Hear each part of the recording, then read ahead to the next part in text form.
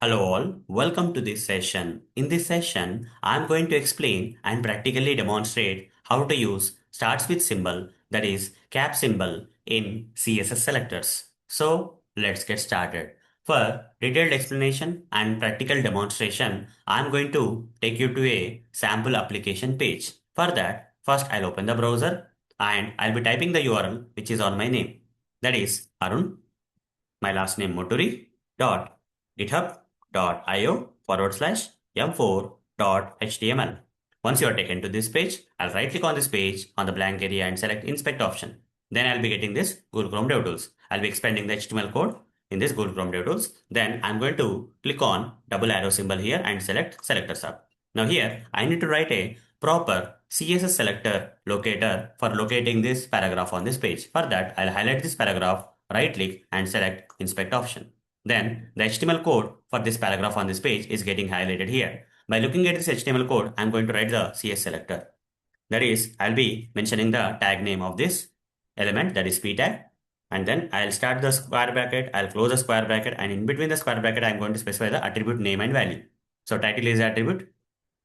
Here, I'll specify the title attribute is equal to single quotes. I'll copy paste the entire attribute value inside the single quotes and paste it. When I press enter, this CS selector is currently locating this paragraph on the page. So we are able to write a proper CS selector locator for locating the paragraph element on the page. All good. What if tomorrow the developer changes the page? As part of the changes, assume that developer has changed this title attribute value of this particular element. Okay. So here some cskgt RCB is there. Let's say ABC. Okay. That ending text RCB got changed to ABC. Assume that. Okay. So once this is done, when I press enter, what happens? The originally created CS selector no more works. Okay. Because this entire attribute value which I copy pasted earlier in the CS selector got changed by the developer here. Okay. After that, changes have been done to the attribute value of this particular element. This originally created CS selector is unable to or no more able to locate the paragraph on the page. For it to locate, again I need to get the latest updated value of this attribute value of this title attribute of this particular paragraph and modify that here. Okay, when I have this ABC kind of stuff and press enter, you see it will locate. Now again, another day what happened? Again, the developers came and modified this ABC to DEF, let's say. Okay, then what happens? This CS selector will not be able to locate. Again, I need to get the full value, attribute value and paste it.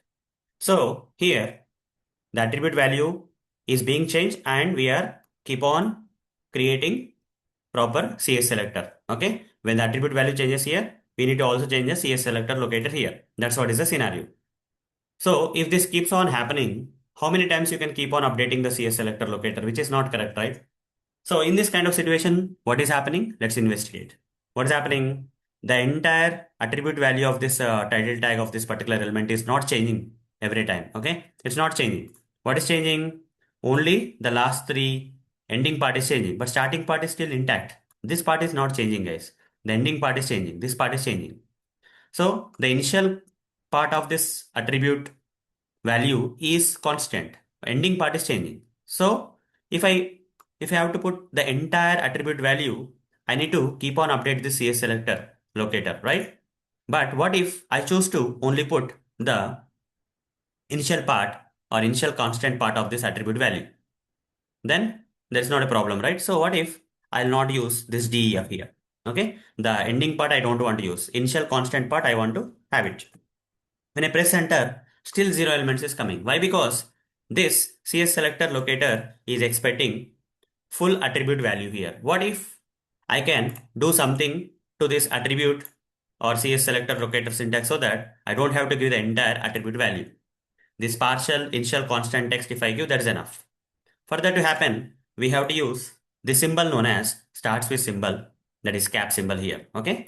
For partial attribute values, if that particular partial attribute value is a, partial attribute value is a initial part of the attribute value, which is kind of constant. If I want to use that in the CS selector, instead of simply writing p title is equal to like this, after the title attribute, after the attribute name, you have to provide cap symbol like this. Okay. You specify the cap symbol.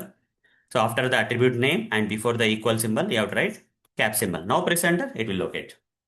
Now you may get it out like what if this DEF changes to XYZ tomorrow? Will it still work or not? If this def changes, ending part is changing again to xyz, but will the CS selector will still be able to locate this? Just press enter here. You see it's still locating.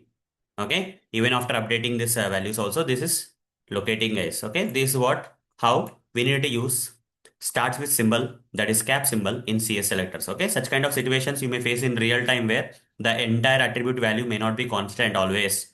Okay, you need to investigate which part of the attribute value is constant. If it is the initial part is constant and other part is not constant, so even with the help of that initial part, instead of providing the entire attribute value, if you take the initial constant part of the attribute value, and here if you put before after the attribute name, if you put the cap symbol, and before the equal symbol and all, after the attribute name and before the equal symbol, if you put the cap symbol, then this will work.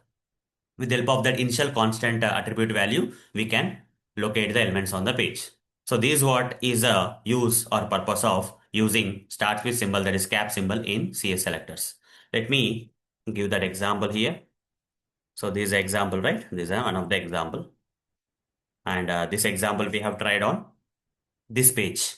Okay, which sample application page? We tried this on the sample application page. We have tried this example. Okay, so let me write that here example, or else let me write on here. Okay, so that's all for this session. See you in the next session. Thank you. Bye bye.